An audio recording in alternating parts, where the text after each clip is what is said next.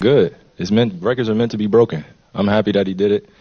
What's funny about it is, I don't know if I can tell Donna I shouted him out, but I was on Call of Duty a little bit before the game with Don, and we were playing quads, and he was locked in. I could tell. He was locked in. I could tell. So we were locked into the Call of Duty game, but I had to get off early because I had to take a nap, and he had to get off early to take a nap.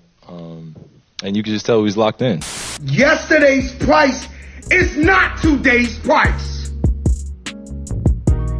Yesterday's price is not today's price. Talk about it. You are now tuned in to Above the Rim. Hoops talk for the streets. Family, what's good? Welcome back to another edition of Above the Rim. Hoops talk for the streets. You already know how we do, family. Brought to you as always. It's your host, Justin, aka Just Blaze. Family, you know the drill. To get in contact with me, you can always hit me up and follow me on Twitter at JustBlaze_513, on IG at JustBlaze513, on Facebook and YouTube. Make sure you search Above the Rim Podcast. Also, email the show as well. Above the Rim NBA Podcast at gmail.com. Tap in and leave the family the voicemail. The line is always open. 908-718-1592. Best way to support the show, as always, is by copying your merch. Everything is on the website. Link is in my bio. Make sure you hit the website, copy your hoodies, your tees, your merch, and all that good stuff. Appreciate everything, of course. Make sure you leave your boy a review on iTunes, Spotify, if you rock with the show. Hit the thumbs up on YouTube, subscribe, comment, throw a flame in the comments. It don't matter what it is, as long as you're showing some love. Joining me this week, family, one of my homies out of the DMV. Very, very knowledgeable sports brother. Dope Sports Pod. Make sure y'all go check it out. It's called the Urban Sports Scene. Does some great Wizards work, Commanders work as well. Working for Fox Sports, Wole, my man at the DMV. What's good, my brother? How you living? Man, it's a blessing, man. I get to be out on my homie, man. Just Blaze, man. You already know what time it is. You know. I cover the Wizards, but know my squad is the Lakers.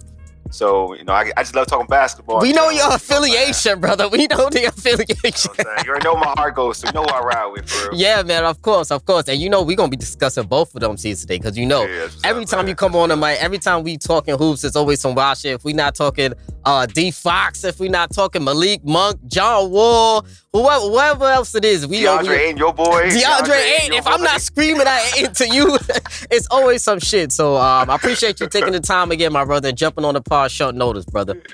Yeah, man. So had to have a familiar face talking about some. So let's do it, man. Got to talk about some All-Stars, right? So let's start off here. We got to start off with copping and dropping as usual. My guest, Wole, if he agrees, I'm going to throw out a hot take. If he agrees with the take, he's copping. If he disagrees, he's dropping. And let's get to it, man. All-Star edition, right?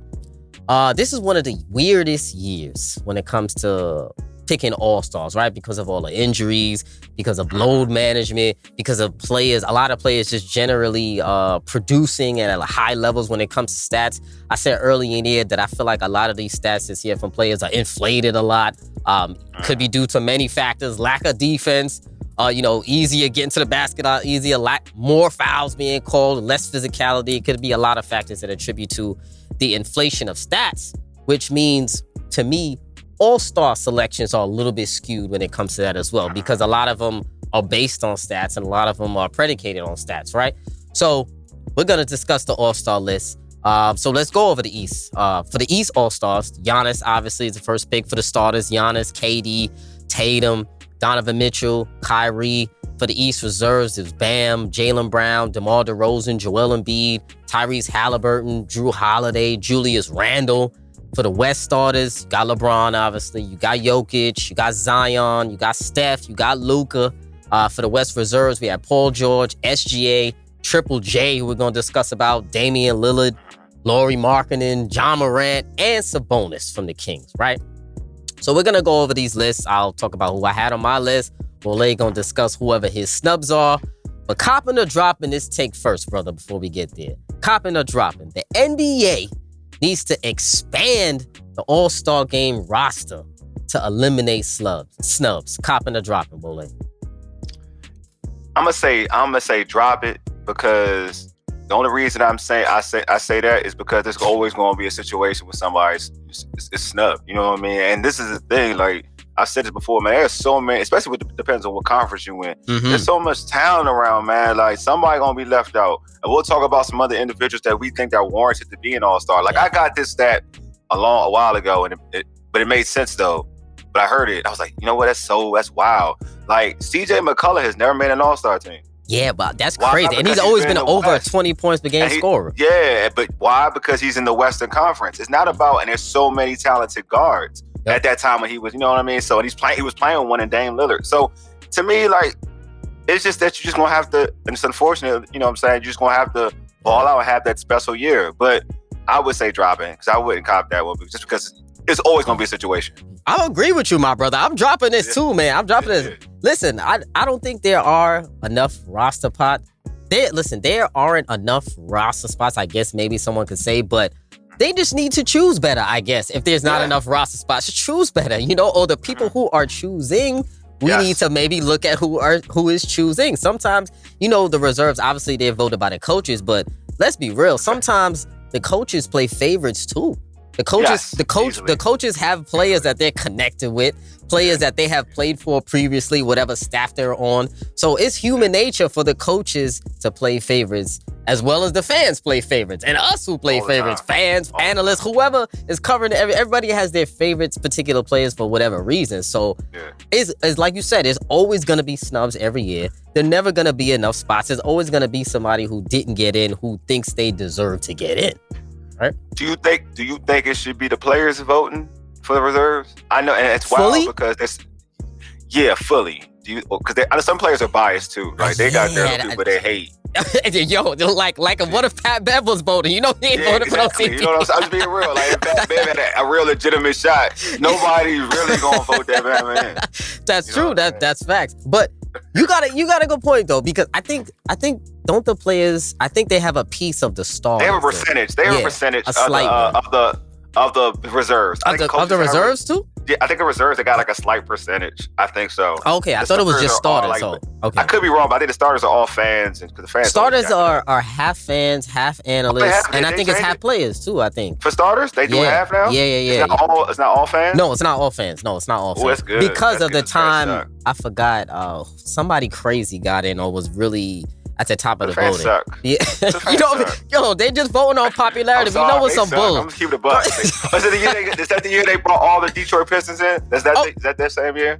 No, it was the year. Remember the year they brought all of the Hawks in? Remember they had 4 Hawks in there. It was Kyle Korver. It was Al Horford, Paul Millsap, Jeff Teague, and Kyle Korver that all made the All-Star game, which is crazy. Fans are terrible. Come on, man. But yeah, so that one I think was the reserves. But like you said, I think there should be now maybe a different percentage, like a little bit more even, you know, maybe 20, maybe somebody gets a 25 split. Yeah, for the you would think the coaches would be biased though. You would think the coaches would do the right job. I absolutely think the coaches are biased. So to be honest, I definitely think that y'all. So let's go over some of the subs or who we feel like should have made it or should not have made it. So for my East reserves that I particularly had, right? Yeah. So we had Embiid, he made it. Bam made it. Jaylen Brown made it. I had Halliburton. And then I had Harden. I had Brunson. And then I also had Trae Young for my East reserve All-Star. So do you feel like... I feel like Harden, Brunson, and Trae were ridiculous snubs. It was a little bit egregious, in my opinion, for what they've been producing. So those are my East reserve snubs. Who you feel like should have made it, shouldn't have made it? All right. So for me in the East, I'm starting like... I'm trying to figure out why. I get why. I like Halliburton, but I'm trying to figure out why is he? His team isn't. They're 9th in the East right now, 9th and 10th in the East. They're not like a juggernaut. So I'm saying this. I guess I'm not even. People understand this. I'm not even the biggest Trae Young fan. I'm not gonna lie to you. Mm-hmm. But why him over Trae? Like I guess that's my thing. Like why him over? That's my thing. Like when I look at subs, I'm trying to because I feel like to a certain extent. They did a good job with the players. It's just individual ones that I feel like if you're gonna snub somebody for in that position, you're not gonna he's not better than Trae. Trae's team is better right now. Their records are basically identical right now. They were by the time. Yeah. Okay, so they're okay. But I know they were doing pretty well. Yeah, at the time. But you know what it is? But you know what it is? It's perception. Even though their records are damn near identical, Some of these coaches, I guess, expect Trae Young's team to be a whole lot better and then they expected Tyrese Halliburton's team to be a whole lot worse. So they feel like he's playing better than Trae individually because of it. But I disagree. Yeah, I just think that if you're looking at, like, it's an all-star, it's an NBA all-star, so like the best of the best. Individually. Right? And if your records are still the same, you're right. I get they have overachieved. Don't get it twisted. Like, the Pacers have overachieved. Yeah. But at the same time, the Falcons, the Hawks. Somebody said the Falcons. The Hawks. You can tell I've been doing football. The Hawks, like, at the end of the day, like, Trae Young is still, they're the same level. When you're looking at a player at that position, who would you rather have? No knock on Halliburton, but you'd rather have Trae Young. And Trae Young's he's averaging 27 points, 9.9 assists. Bruh, year after year he's doing that. Year after year, consistently, Trae Young is 25-9. Year after year, consistently, brother. Trae Young is 25-9. Year after year, he goes to the playoffs. He beats teams in the playoffs. He wins rounds. He's been to the conference finals. Come on, even though no disrespect to Halliburton because he's earned his All-Star appearance, but I think having him over Trae is a little egregious. First of all, Drew Holiday over Trae to me is egregious. That's another one too. And I love Drew, man. I love Drew. I'm the same way. Like, I'm just being honest. Like, it's disrespect. It is.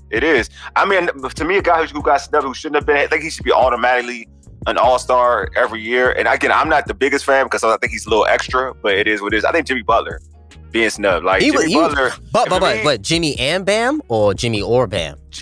No, I think Jimmy, you can have both. I think you should have both. I think Jimmy should always make the all-star team because he is the face of that team. Like, if you're going to pick between the two, it's going to be Jimmy. And no disrespect to Bam. I think Bam is an all-star too. That's why I don't have an issue with the list. But if I had to me, when you talk about Drew Holiday, like, I'm replacing Jimmy with Drew. So if I was like when I look at this list, like, I'm like, all right, Trae for Halliburton, and I'm putting Jimmy in for Drew. That's what I'm doing. That's fair. I wouldn't be mad at you for doing that. So for Drew, I'm putting James Harden in for Drew, in my opinion, because I think James Harden being a snub is ridiculous, in my opinion. Averaging 20 and 10. I mean, but it's like typical James Harden. Real talk, it's perception with James Harden. Yeah, I agree. I agree. Thank you for saying that. That's the thing. I agree. No lie, it's definitely a little perception thing with James Harden, because I was actually shocked. I thought honestly, his image has gone down. Yeah, I thought he would get in just off a PC. You know what I'm saying? Just because it's James Harden, I thought he would get in. But this means there's a shift in perception from coaches about James Harden. So I was very surprised at that. I knew he was going to be screwed when he wasn't voted in. Put it that way. Because it's James Harden's the aura of James Harden has took a hit.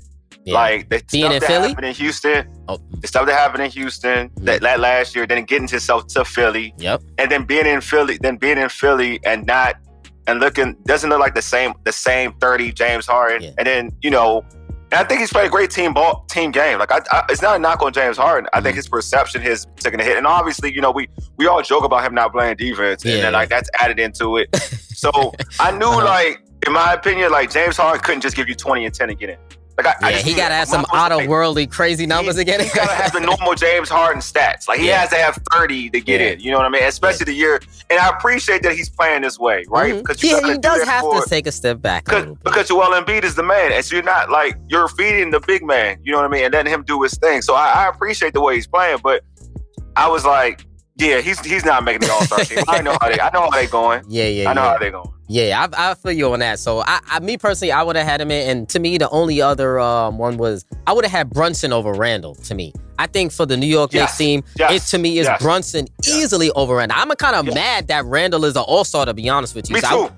I'm mad. I went hard for Brunson. I made a clip. I talked about it last episode. I'm like, my man Brunson needs to make that All-Star team because he's been elite for the Knicks the whole season. Randall has spurts.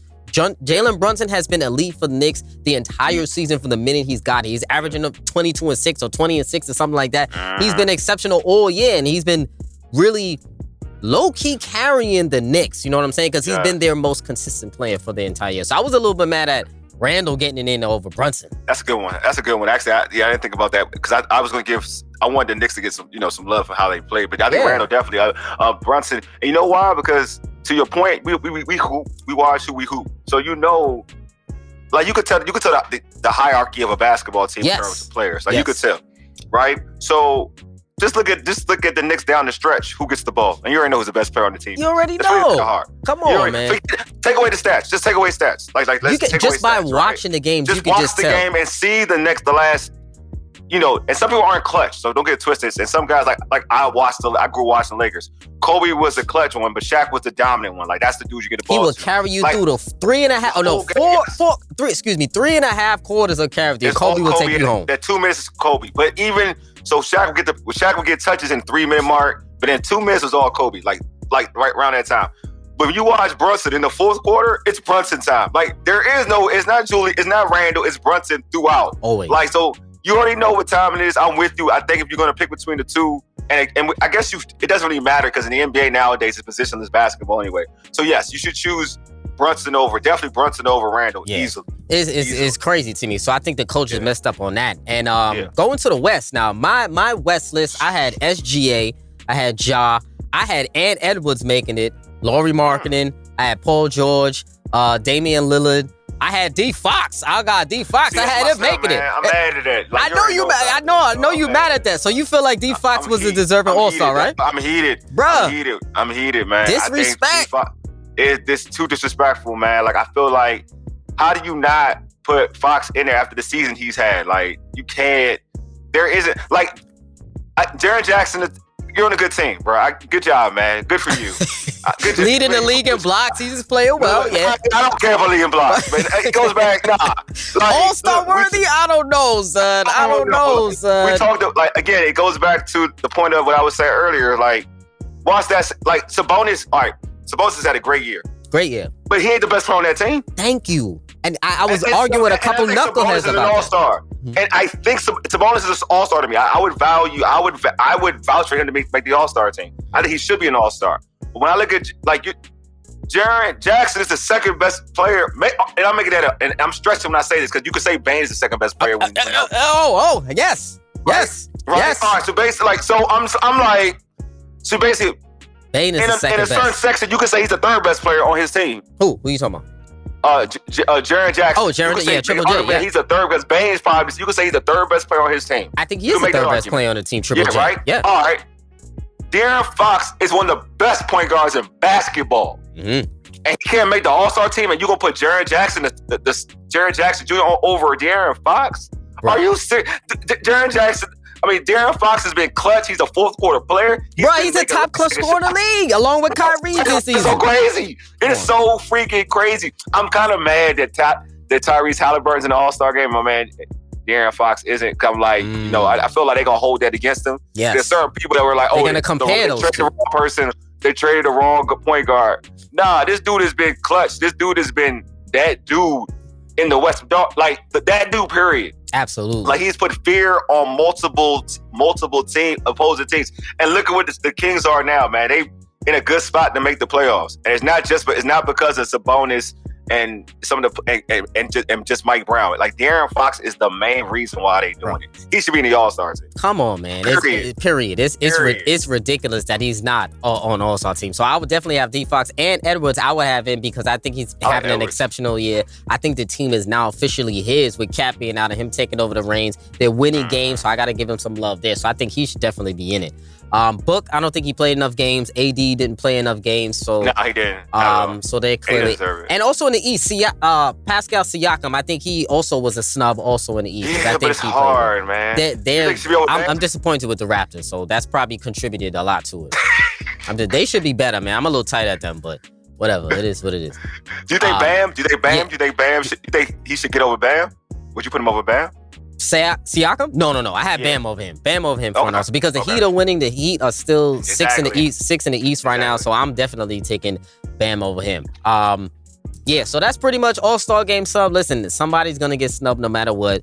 I don't think they should expand the rosters either. So it is what it is. Sometimes people gotta be mad, but what? I'm happy for Shai Gilgeous-Alexander. Yeah, he deserved it. I was scared that they were going to snub him for some strange reason. I was scared. I was scared. Yeah, I know. I was scared too, but he deserved it. So I'm happy about that. Yeah. Moving on.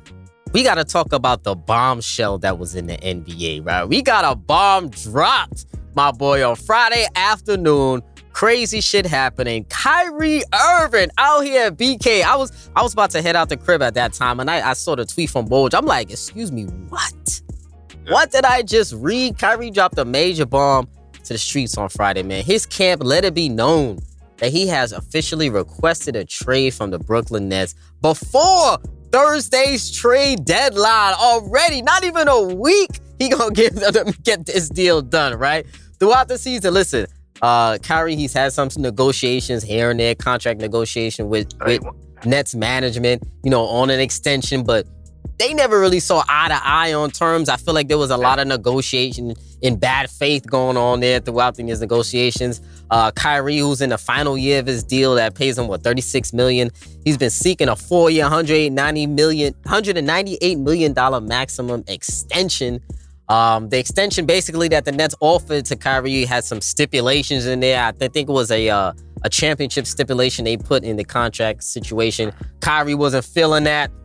Nobody would be feeling that, to be honest. And, this year, Kyrie's having an exceptional year. We know all the bumps and all the off-the-court stuff he had to deal with going on at the beginning of this year, coming into the season, and throughout the early part of the season. But he's still been balling, right? He's averaging 27, 5-5 this season. He's been averaging 30, I think over 30, and shooting nearly 40% from three since KD went out. And before the KD injury, the Nets were balling. Jacques Vaughn was here, and he took over for that bump Steve Nash. Get him out of here. The Nets were 25-8, right? For Jacques Vaughn after taking away Steve Nash, right? So this has come not necessarily a major shocking surprise, but it's a little bit maybe ill-timed or maybe perfectly timed right now for Kyrie really requesting the trade. So when you heard the trade request on Friday, what were you thinking? What were your thoughts? Were you surprised by it, or did you feel like, what were your thoughts when you first heard it? First off, I was surprised. I thought the thing was cool. Like you heard him always said, I want to be here. I want to be in Brooklyn. So I was surprised that it came out, when I saw I got the alert on my phone, and it was like, oh, Kyrie requested trade. I'm like, oh, damn. Didn't this dude just want to say he want to be here? That's what I'm saying. And so I'm not mad at Kyrie, though. Usually I'm like kind of like Kyrie rubs me the wrong way at times, but I'm not mad at Kyrie. I think this time he really wanted to be here, and they don't, like you said, with the negotiation, they're not showing him the love. And I think he's kind of showed his worth, though. That's my issue. He has shown his worth this season.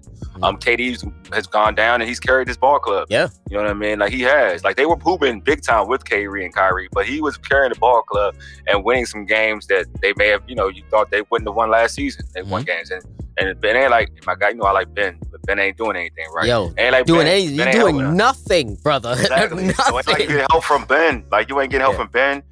You're basically getting contributions from Claxton and whatnot. So, but it's Kyrie's show, and he's played well. And I just think that he's shown the league, and he's shown the Brooklyn Nets that he's warranted a big deal. You got to pay somebody. Why you wouldn't pay him anyway? I don't get it. Bro, listen, I think this is negotiated ridiculously in bad faith, and we know this is obviously some outside factors that are contributing to them not giving him the deal. And we know what a lot of those outside factors are, which are ridiculous in my opinion. But pay the man, son. You got it. Hold on. He's a champion.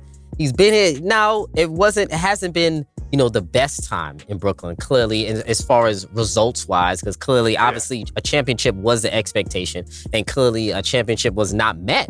But as far as individual performance when he's on the floor, he always produces. Now, they're talking about, I guess maybe availability is why they are hesitant to give him a contract. But I think some of it was his fault and some of it was not his fault for the availability factor. And the Nets had a role... Huh?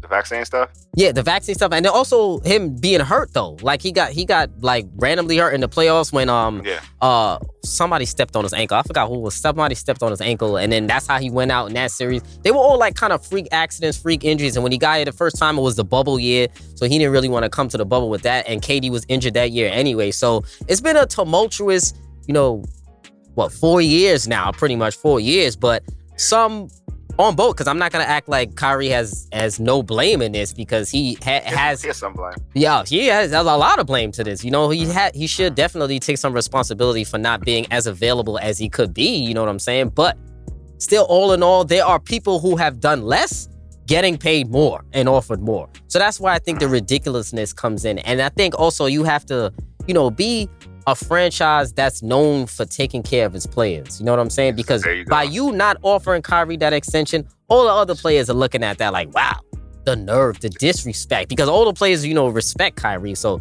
not offering Kyrie a contract from the Nets organization is disrespect, in my opinion.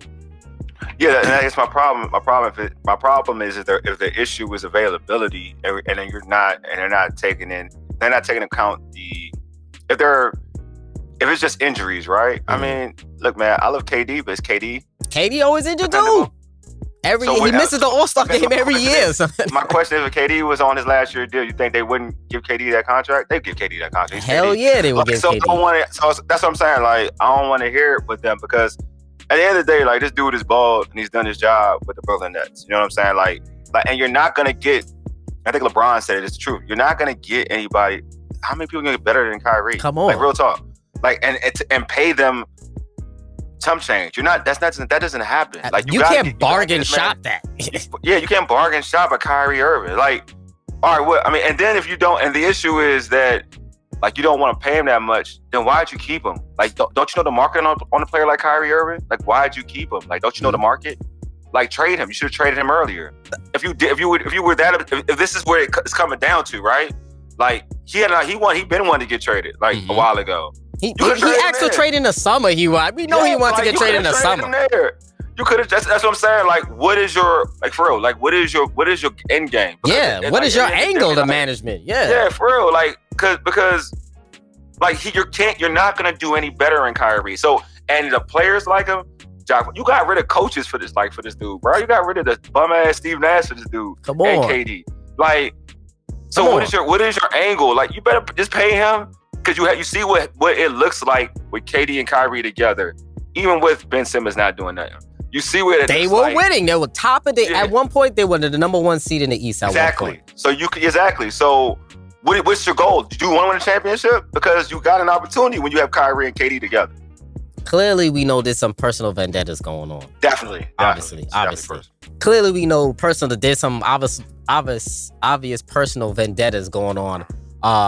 Here with the contract negotiation. But let's talk about where we think Kyrie may end up, because this could turn sideways. This could turn up real quick. By the time we get off this mic, I could go on my phone right now. Son could be trading. There's about to be some wild shit on Twitter, right? We don't know what's gonna happen. So he could be traded tomorrow tomorrow on Monday. Could be traded on Tuesday. Could be traded at the last minute. At the deadline on Thursday. Listen, there might be some craziness because I'm probably about to go to this game on Tuesday when the Suns come to the Clays. I gotta see my boy CP. I know you do. Yeah, I'm probably gonna head to that game. So we know it might be some wild because shit might be traded by then. So it might be some craziness. But so let's talk about the destinations where Kyrie can go. Right. So the teams that he's linked to: your Lakers, the Mavs, the Suns, the Heat, and the Clippers, right? So some of the deals that I saw for the Lakers, one of the deals I saw was Russell Westbrook, Lonnie Walker type deal with some picks. For the Mavs, it was like a Dinwiddie, Christian Wood type of deal. For the Suns, I saw two different deals. I saw like a Sarge, Crowder, Cam Johnson, and some picks type of deal. Or I saw a CP3 deal floating around coming to Brooklyn and with Crowder, which would be, we got a lot to talk about there. It could be the Heat. Also, I saw there was a package with them with Lowry and Jovic. And then I saw a Clippers package also as well. There was Terrence Mann, John Wall, Morris, and some picks also. So where do you think, aside, Laker fan aside, right? Because I know you probably want Kyrie in the team. Where do you think will be the best spot for Kyrie? And then also, where would you like him to go? And that could be your Lakers also as well. So what do you see as the best spot for him? Or where do you think he would end up or should? Spot would probably be Miami. I think the best spot would be Miami.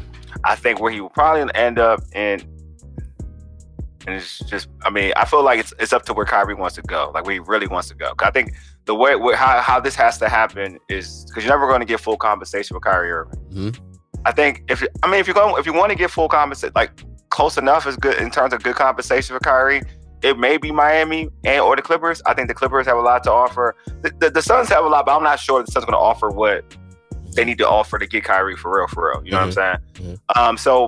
But where I want him to go, obviously, it's the Lakers. You know what I'm saying? I ain't gonna hold you. Mm-hmm. I'm hoping that Kyrie wants to come to LA bad. But I'm a big believer that where there's fuel, there's fire. Yeah. And I think that all that talk we heard about Kyrie coming to LA, like how that was definitely a destination he wants to go to. Like he wants the Lakers. I think the Lakers are number one on his list. That's just my opinion. I think the Lakers are number one on his list. And I do think that you play with LeBron, you have the Kobe factor, where a guy that he idolized, a guy he was cool with.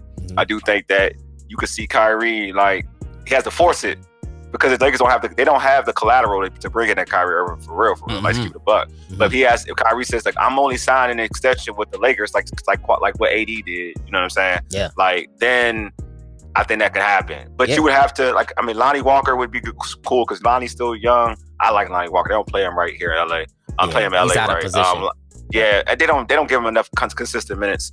Walker, I think if I'm real, like, you gotta probably throw Rui. I know you just got him. You gotta throw Rui. Damn, that's crazy. And they'll trade him after you just got him. Yeah, I'm serious. It's possible though. Yeah. Yeah, I'm serious. Like, if you really, because I'm all about fair compensation. If you're like the Nets, you gotta be like, all right, well, Ben ain't giving me nothing. Let me get Rui then. Give me Rui. Give me a Rui. I'm asking for the farm if I'm the Nets. If that's the destination that he wants to go.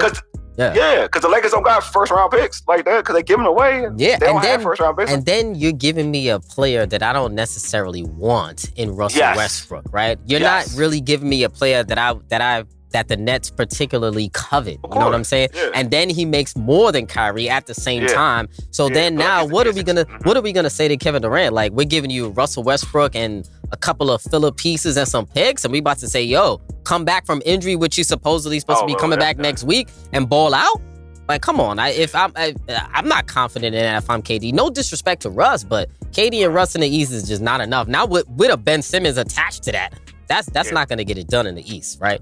So I'm with you. Yeah, it's not gonna get it done. So the Lakers are in a difficult spot because they do have a piece that the Nets may not want, but then obviously they could be a 3-team deal with. I saw Utah jumping in there a lot, talking about they wanted to get in the mix, but I don't really see a reason for them wanting Russell Westbrook either, other than for an expiring contract. But when you trade for a player like Russ, he's not an everyday average player. So in order to tell him, yo, we're trading you, and then we're not really trying to win, so we may not want you to play. I don't feel like Russell Westbrook is the type of player that would go for that kind of stuff. That really doesn't fit his DNA, in my opinion. So I don't see how he could end up on the Jazz. Like, for what? For what reason would he agree to going to the Jazz? Like, for what? They're gonna buy me out? Huh? He wants to stay in the league. That's where he's at now, man. That's crazy. First of all, that's be wild. If I'm Russell Westbrook and they trade me in a 3-team deal to Utah, I'm walking in that office, I'm flipping over a table, son. I'm flipping over tables. I'm going to Jeannie Buss' office, Rob Pelinka office. I'm slapping all the bobbleheads off the table if I'm Russell Westbrook and you trade me to the Utah Jazz. That shit is ridiculous in my opinion.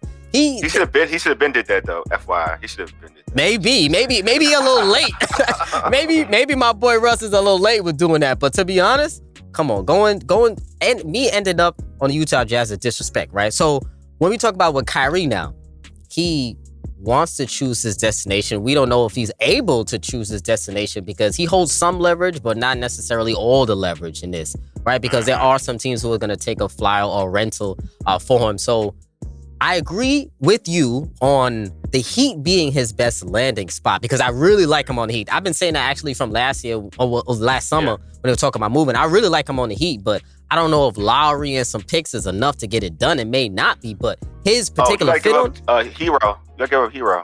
They can't trade Hero yet. It's a contract stipulation where they can't trade him yet because he just re-signed. Yeah, because he just re-signed an extension. Yeah. That's why I'm like, what are they gonna trade if Hero's off the table? It gotta be Lowry, Jovic, some picks. Who else? It's not good enough. That's not good enough. That's not good enough. That's what I'm saying. So the Heat are at a disadvantage in that, right? The people talk about the Clippers package. I don't really like that package. Or they talk about Terrence Mann, John Wall, Markieff Morris. I like them, but not enough for Kyrie. You supposed to give that to KD and be like, yo, still win me something? What you should do is that, like, you give them, man, they got other good young players. They just gotta, like, good enough for who though? They have young pieces, but they're young pieces. Oh, you're not gonna get, like, that's my thing. You're not gonna get, like, this is the thing. You're not gonna get a star. Like, you're not gonna get. That's what I'm saying. Like, you're not. The thing about Kyrie, even a semi-star. you're not going. I think man could be good, but that's a whole different argument though. But like, I think he could be really good. Like, but I think that you're not going to get like that type dude. The only one I was like that's why I said the Heat. But I didn't know that Hero wasn't on the market. I thought Hero was on the market. But like, you're not going to get like that guy and some. You know what I'm saying? Like, you're just not. It's I'm gonna tell you the best team. I'm gonna be real. Like the best team, but that they won't be able to do it. I don't think they'll do it. Is the Warriors. The Warriors got so much. Oh my God! But he cannot go there. Please no. Let's keep it a buck. Keep it a buck. Wiseman, Kuminga, with the dude that they had, Moody. They got young dudes that you just got to do a contract to match it. They got dudes, if they wanted to, they can do it. Like, they could easily do it. So, Wole, I'm going to ask you, brother, what about CP3 shit that I see floating around? What if that's a potential deal? CP3, Crowder, Cam Johnson for Kyrie. They got enough. What do you think about that? Because Chris Haynes' tweet said that the Brooklyn Nets are looking for a deal that will keep them in championship contention, right? None of those other players that we mentioned would keep the Nets still in championship contention. But if they get a CP3, though, with a Crowder, with a Cam Johnson, next to KD, with Ben Simmons, Royce O'Neal, Claxton, it's good. It's decent. No. It's definitely. I'm like, that's championship worthy, huh? No. It's definitely champion. You know how I feel about Chris Paul. I think Chris Paul on any team he elevates, so you don't got to worry about it. He might be able to get something out of Ben. Something. Yeah, he'll get something out of Ben. But see, the only issue that Ben won't have the ball in his hand that much because you have CP with the ball. Yeah, but not now. But me seeing Ben Simmons now, maybe he don't need the ball in his hand because what is he doing with it? He's not doing shit with the ball in his hand. We thought Ben Simmons needed the ball in his hand, but I seen him with the ball in his hand. He ain't doing shit, brother. He's not shooting. He's barely passing. He's not really calling a lot of plays. Maybe he needs to be a backup point guard at this point, a decoy type of shit. You know, or maybe Ben is hurting my feelings, man. I tried to give him some love. I can't give him love no more. Ben. I used to love Ben. I love Ben, dog. And like, this is hurting me. Like his whole play is hurting me. Like, every time I see a stat line, I'm like, what happened to you? Bro, if you ever seen it's really mental illness. I'm praying that it's really mental illness. I'm really praying that I hope, because if it's not that, I'm praying that it is. Because if it's not, I don't know what's happened. I don't know what happened to you. But to your point, though, I'm going to be real with you, bro. Like, the Suns definitely have what it takes to get him to. They have it. Like, I don't know if Phoenix wants to let go of Chris Paul. I think he's so essential to what they want to do. Yeah. That's my thing. I think if they wanted to pull the trigger, they can definitely make it happen. Like, Cam Johnson he's young. I would still look, man. I'm gonna be real. I don't just want Cam Johnson if I'm the Suns. If I'm the Brooklyn, no. I want what's his face? I want who the other Kel? three? Kel? I want Kel Bridges too. I want both. I don't want. But you can't get both and CP3. I don't want Crowder. Yeah, I know, but Crowder probably is going to be thrown in any deal. I'm going to be honest. He's like a throw-in on any shit. Crowder's like a throw-in on any deal right now, I feel like. I want Crowder. I know. I want Crowder. Crowder pissed me off this year, man. Yeah, but I'm saying you got to do. My thing is that you got to, because the reason why you got to include CP3, because I don't believe in the CP3 Chris Paul, Kyrie Irving combo. Like, I don't think they should be playing on the same team. With Devin Booker, that would be. I'm not crazy about that combo, to be honest with you. So I think that if Phoenix really if they want Kyrie, and I really don't even like that. Now that I think about it, I don't even like that combination with Devin Booker. Me neither. But like, I don't think Kyrie's a good fit in Phoenix. I guess I don't even put it that way. I don't think Kyrie's a good fit in Phoenix. I agree with you. I don't think it's a good fit. If they can get him, maybe in some way really incorporate him into CP3 and Book, I mean, they will be a very small backcourt with Bridges. You had to move in the three. You had to move Booker to the three. It'll get a little bit tricky, you know. And then I'm also intrigued with CP3 going to the Nets at the same time, playing with a player like Kevin Durant, which is what CP is, always needed. But it's like I don't know how I would feel, to be honest. It's like pulling on my heartstrings both ways, because those are both of the two squads that I root for to do well. I would say this though. Now that I think about it, I don't think it works in Phoenix, because the reason why I say that is that Phoenix plays a nice brand of basketball. Like, they move the ball, good ball movement. That's too many. That's two ISO players, and Devin has. I mean, Devin Booker has worked himself around it, but that's 2 now. Now you have 2 ISO players with one. If you have Chris Paul with one more, one with the guy who likes to move the basketball, that's harder. It's gonna be harder, man. Yeah, they're gonna have to, and they're gonna have to have a philosophy change, like offensively. So they're gonna have to deal with a lot of different things on the fly too, because there's only like 20 games left. So it's gonna be a big drastic change, but it's about to get real sticky because none of those teams that we named were really ideal fits. Maybe the Lakers probably are the best fit, but they would have to get. Because they don't run no offense. Yeah. Because they don't run no real offense. Exactly. They don't run no real offense. So it's, they don't run real offense. We know Lakers running that YMCA offense right now, man. I don't even know what that crap is. I don't know what that Pelicans game last night was ridiculous. Yeah. Play Beverly. That's all I know. For real. I definitely want to get to start talking about your Lakers too real quick. So, quick thing, Kyrie Irving. Listen, I don't know what's going to happen by the time this episode comes out. He could be traded by the time the shit comes out. So we try to discuss all teams to see where he's going to go. I'm going to probably jump on again when he does get traded. So before we move on, one team where you see Kyrie Irving getting dealt by Thursday. Do you see him staying on the Nets or going to any of those teams? I think he stays in Nets. I think he gets traded in the offseason. Damn, it's crazy. I'm mad because we agree on that shit. I actually think he's going to stay too. I know he's calling a bluff right now, but I think they're either going to offer him a deal with no stipulations and then he's going to take it, or they just be like, listen, we can't find a deal. You're going to have to ride it out. That's what I think is personally going to happen. Because all of those none of those deals are ideal in my opinion, but this is the NBA, so crazy shit might happen. You never know. It'll be all right. Moving on, brother. Let's talk about your Lakers right now, man. We got to talk about LeBron James right now. Creeping up on his scoring record. Year 20, LeBron has been exceptional this season. I can't even front. Averaging 38 and 6 at 38 years old is top-notch production. Ridiculous, incredible production for LeBron James, right? He's about to break Kareem's all-time scoring record. This type of feat deserves the attention that it's going to get because it's phenomenal, right? When you take a step back and you look at it, you know, it's a testament to longevity at the highest level, you know, while never cheating the game in terms of preparing, in terms of performing, you know, night in and night out. Night after night, LeBron James has been a consummate professional, the greatest athlete in basketball that we've seen in a long time. And LeBron is having one of the highest scoring seasons to date in his 20th year, which is incredible, man. You know, at the moment, I think only 7 players in NBA history, including LeBron, have reached 30,000 points. So we know this is a ridiculous feat. Him becoming the all-time leading scorer is like so phenomenal for LeBron James because coming into the NBA, he wasn't known as a scorer. And for him to really play for this many years and really average this many points, because he hasn't had a year where he's averaged less than 25 points unless it was his rookie season. So that's an incredible feat. And we got to show LeBron a lot of love for how he's been performing this year and how he's been continuing to perform at an elite level. So I didn't think when he came into the league, I didn't think he would, you know, end his career as being the all-time leading scorer. So I think it's phenomenal because I didn't see him doing this, me personally. Yeah.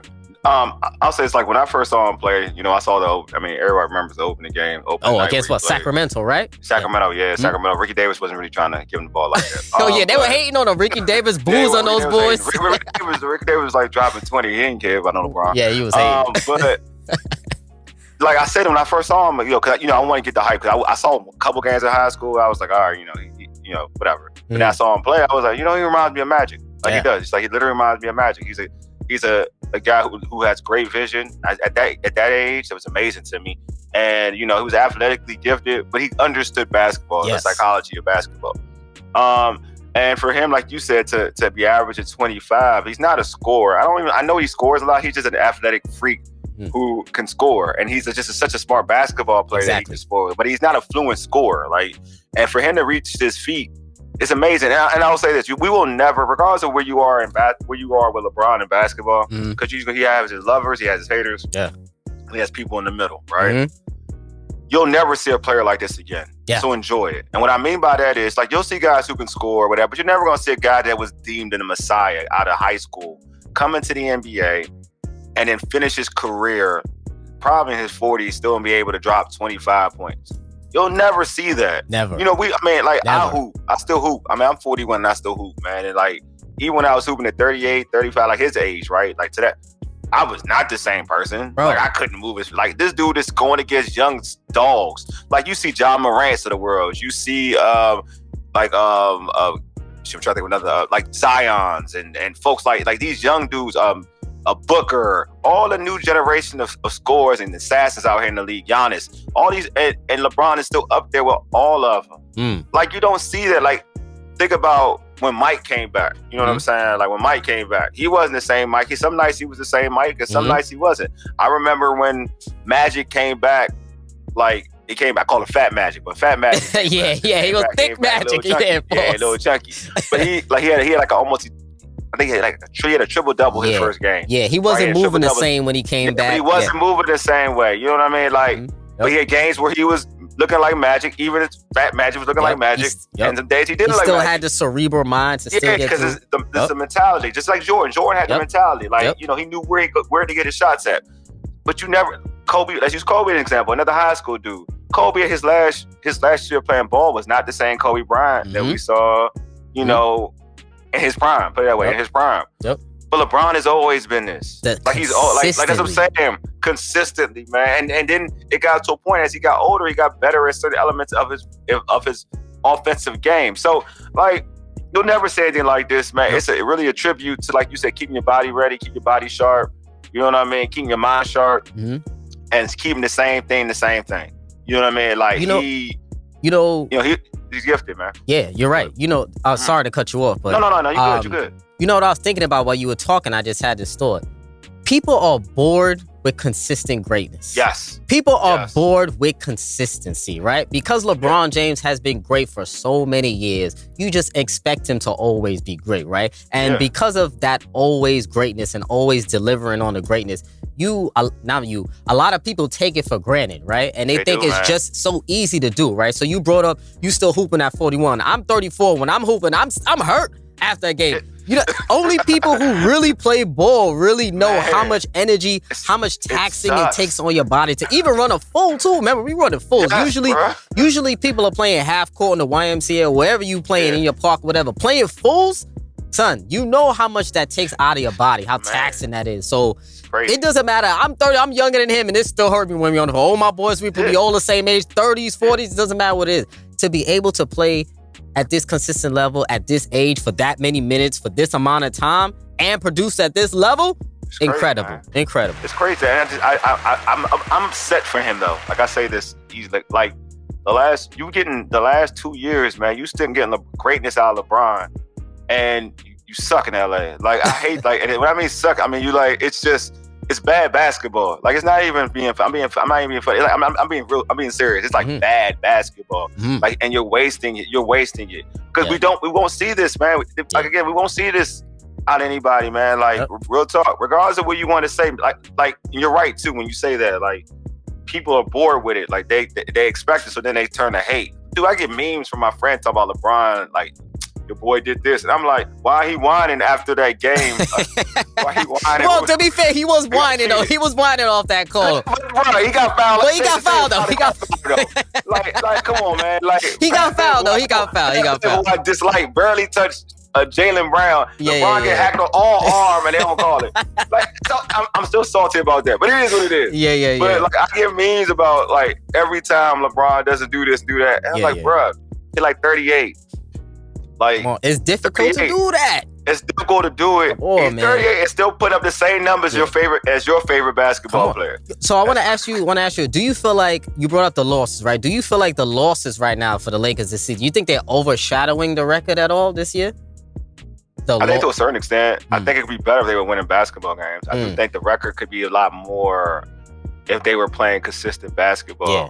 I think it does hurt. It does hurt. I agree. I think it does hurt. I think it hurts a little bit of, I think this would have more impact on the general NBA community. You know what I'm saying? If the Lakers were winning, because as soon as you bring up LeBron's scoring record, how great he's been, they're going to say, yo, look at his record. Look at the record. And you can't fault him for that, because I'm one of the main people who are saying LeBron should be better. Not his play, but you know, his team needs to be better. Even though you could put up all the stats you want, but I feel like his leadership could be a little bit better this season, this past couple of years. And I feel like the Lakers need to be a better team. There's no excuse to have that type of talent and not make the playoffs, in my opinion. So I think they do overshadow a little bit.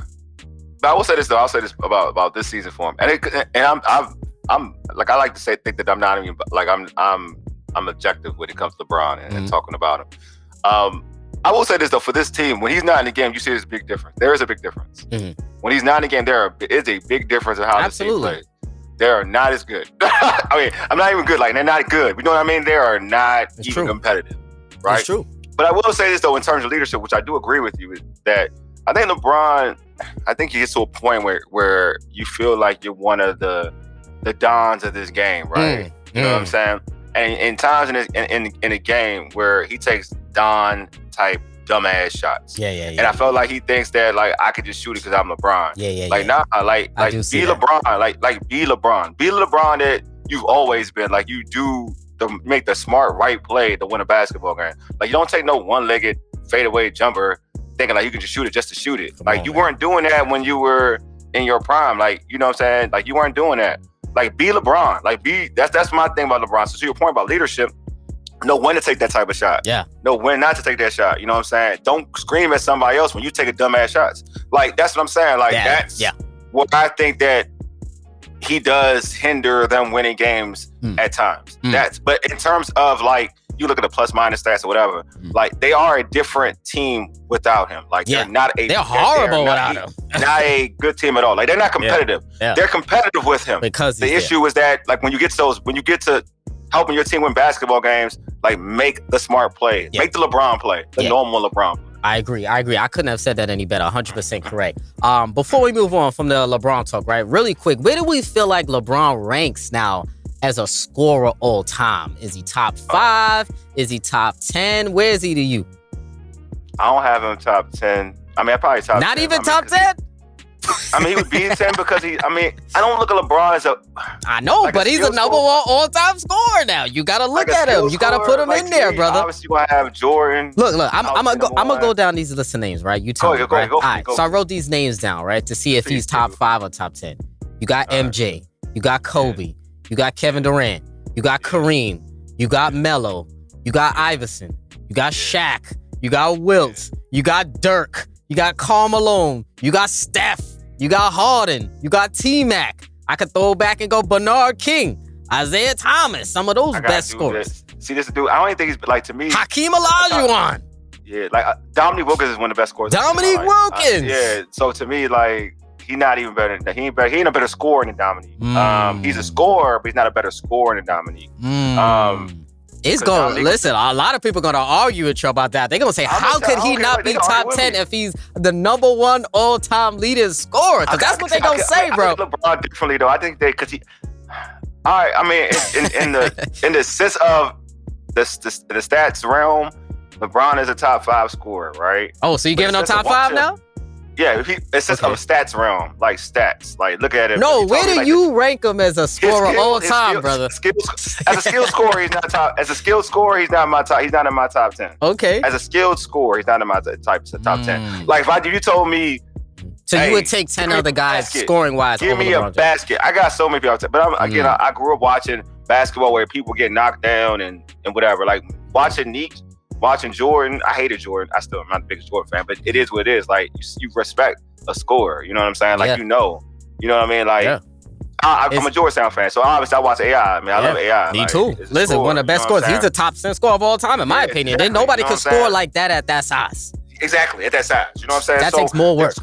Larry Bird to me was more of a Larry Bird. Come on. LeBron. Like there's so many scorers out there that I could throw out there and be like, yeah, they were better scorers than LeBron. I just threw out like 13 names just off the dome. I think LeBron is just good. I think Karl Malone, I guess you could put, I think LeBron's a better scorer than Karl Malone. To be honest, I could give that. Yeah, I think Karl Malone is a scorer, but he's almost similar to what I was talking about. Like it was pick and pop.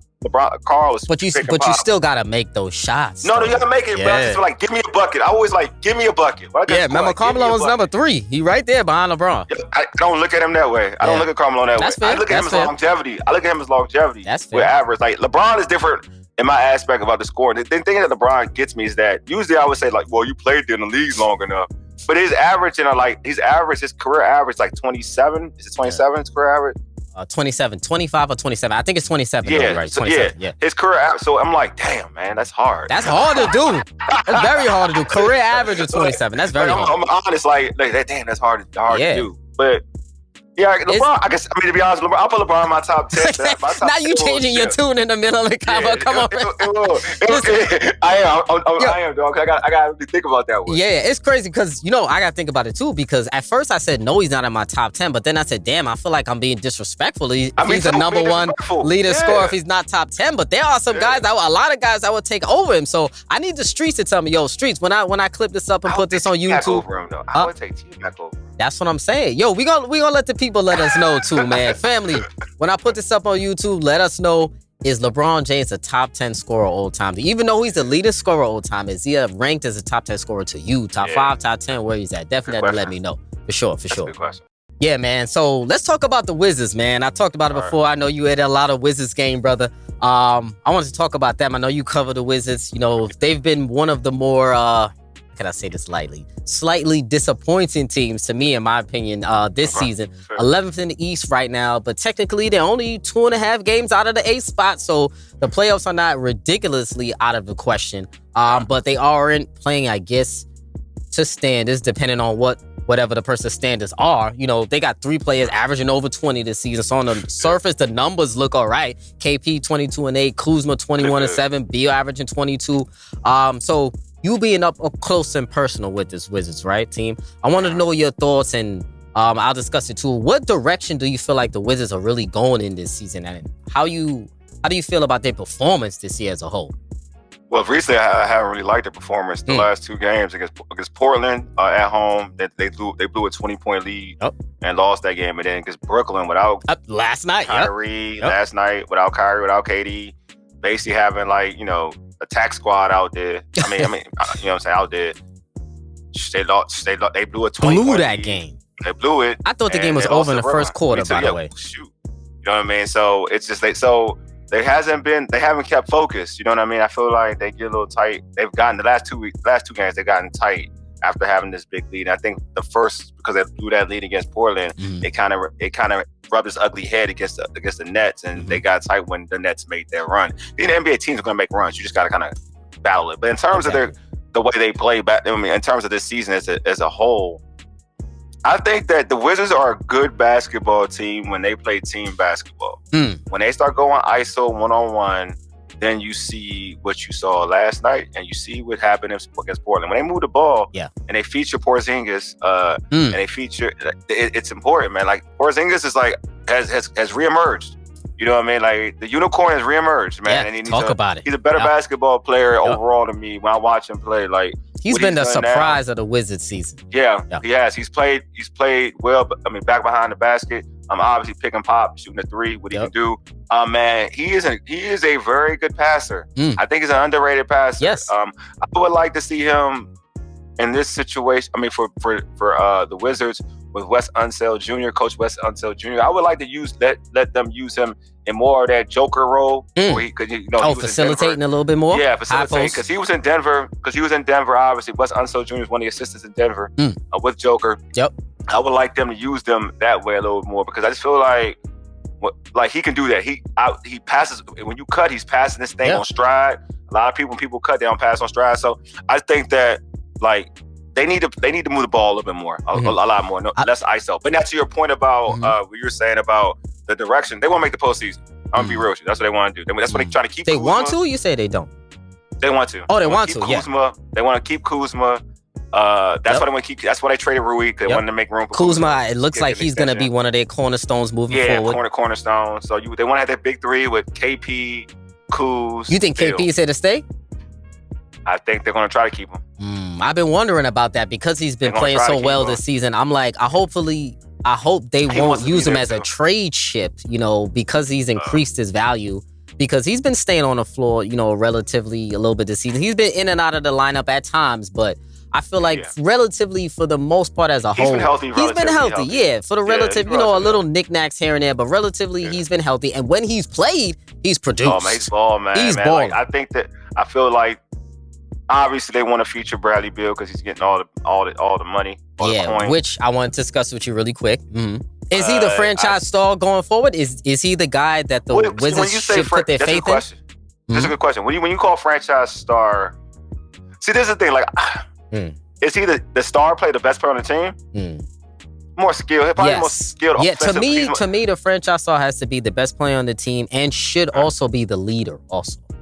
Okay. All right. So I guess you can call him the franchise star for this team. I'm saying he's a good enough franchise star. No, that's not worth that money. He's not worth that money. So what's the goal? To go back to what's the goal? It's the goal to win a championship, right? That's true. Then no, he's not. Then he's not that guy for winning a championship. But I do think that he gets a lot of knock because of the money. And I've been really critical of Bradley Beal. But I'm gonna be fair. Like I like to be fair. Like other than Portland, I thought Portland he played like a little bit too much ice, like one-on-one basketball. Scored like 34. That was the season high. But other than like Portland, I do think that Bradley Beal, when they were on that winning streak, that 6-game winning streak, I thought that a lot of people were like, well, Bradley Beal isn't putting that much numbers. He's not putting up big numbers. Kuzma's outscoring him and Porzingis and blah, blah. And I was like, nah, he's letting the game come to him. Like he's playing winning basketball. Yeah. I do think there's something to be said about playing winning basketball. Yes. He was playing winning basketball, moving the basketball. It's almost similar to like, you know, there was like talk where in Chicago where DeMar DeRozan came in and Zach LaVine wasn't putting up the same stats he was prior. But he knew that DeRozan was rocking, and you're trying to play winning basketball to get to the postseason to show that this team is good enough to do something special. Exactly. So I think that it's kind of comparable to that. So to me, I think Bradley Beal's just trying to play winning basketball. Though I will say this though, that Portland game, his old habits did rear its ugly head. Yeah, because he does have a tendency to take some ill-advised shots at times, you know, and sometimes he does have a tendency to take over the offense in a way. Oh, breaking news. What's that? Kyrie got traded. You're lying. Kyrie Irving but the Nets are trading Kyrie Irving to the Dallas Mavericks. Wow. Bulge bomb. Wow. Right when we recorded, bruh. Yeah. Oh, shit. Bulge bomb. Damn. So I just got the ESPN alert. Wow, yeah, I just see it right now. Yep. Wow, to the Dallas Mavericks. Wow, Mavericks. I don't know what they're offering, but Woj, bomb. Wow, hold on. Let me take this do not disturb shit off. Damn. Bro, this is crazy right now. Oh, well, all right. Well, look. Shit, we talked about the Mavericks, right? You said it was gonna happen anytime. You said it. Yo, I said it. It could happen at any time. Wow, look at that. That's crazy. So, wow. Kyrie Irving to the Dallas Mavericks, brother. Damn, we don't even know what the trade details are right now, I don't think, because we getting this live right here. But it's probably going to be Spencer Dinwiddie, probably some Dorian Finney-Smith, some Christian Wood, some Christian Wood. So, wow. What do you think about his fit in Dallas, brother? Oh, man. How does Kyrie fit in Dallas? I kind of like that. Now, I kind of like that. I like the fit in Dallas, right? I like him in next to Luka. Now, it's going to be interesting. Well, we're going to see if Spencer Dinwiddie is there. But if he's there, if he's not, Kyrie Irving's going to give them that scoring punch that they really need. And it looks like they're Spencer Dinwiddie is now traded to the Brooklyn Nets as part of the Kyrie Irving deal. All right, so Spencer Dinwiddie's not going to be there. So we're going to have a weird backcourt of Kyrie Irving, Luka Doncic. Huh? Tim Hardaway Jr.? Tim Hardaway Jr. is still there probably, but we're going to see if he's part of the deal. But, wow, Kyrie, Luka Doncic's backcourt is going to be something special in Dallas now. That elevates. That's nasty. Now that elevates Dallas ridiculously. If Kyrie is playing, if Luka's healthy, now the Dallas Mavericks are elevated. Now, they still got to probably work on their defense. Their perimeter defense probably still solid, but maybe another rim protector if they can still do that, because we know Kyrie doesn't help their defense. But Kyrie and Luka on the wing, that's man. And Luka's West is in trouble. Bad too. Luka's defense is bad too. That's too semi. Their defense may take a hit for that. I ain't gonna lie to you. That may take a hit. Yeah. But still though, that's a lot of offense though, bro. Wow. That's a lot of offense. Wow, we gonna get crazy, man. I gotta think about this. I gotta dive into this trade, brother, man. Right when we get off this call, I gotta dive into the trade. This is wild. This is wild crazy. Yeah. Shit, I knew it was gonna happen, man. That's so funny. I said, yo, watching I'm recording this Kyrie shit happen. Yeah, I said it. Yeah, that's hilarious. Yeah, so yeah, brother. So we definitely gonna have to talk about this. I'm gonna talk about that probably this week. It's gonna get real sticky in the West on my brother. So yeah, the Wizards, like you said before, well, whatever. We can't even talk about the Wizards no more. We can't talk about the Wizards no more. It's sticky in the West right now. Kyrie connects it. We're getting a duo. Like, this is real. Wow. The Kyrie duo is something special. Wow, we gotta rank this duo now. Dude, this is a dude that gets like 50 plus triple doubles with Kyrie Irving. Ain't this something? Oh my God. Yeah. Wow, this is wild, man. This is gonna be interesting. We're gonna check this fit right now. Man. Yeah, brother. Yo, so my man Wole, Wole, I appreciate you, my brother, man. I appreciate you coming on the episode as usual. I appreciate you giving me my time, man. We got a Woj bomb in the middle of this shit while we talking right now. So I might have to call you back for another segment. Who knows, brother, man? Because it's about to be wild out there. Listen, we'll see what Brooklyn is gonna look like by the time we get off this damn phone by time tomorrow. Because it could be another trade to go with this trade. It could, man. Who knows what's about to happen? So Kevin Durant probably want to get out. Yeah, that's what I'm about to say. To be giving me Spencer Dinwiddie to work with to battle in the East. I don't know how that's going to go. We might get a whole nother trade by Thursday. It's about to get crazy, man. Yeah. Wow. This some wild shit. So like I said, appreciate you, my brother, jumping on for another episode, bro. We got a bomb in the middle of the shit. So I appreciate you as always joining me, man. You know what's always love, and I'm definitely you got to come back very soon. Anytime, bro. Anytime, man. Anytime. You already know it. Of course, brother. I appreciate you, man. Family, this is episode 195. We out.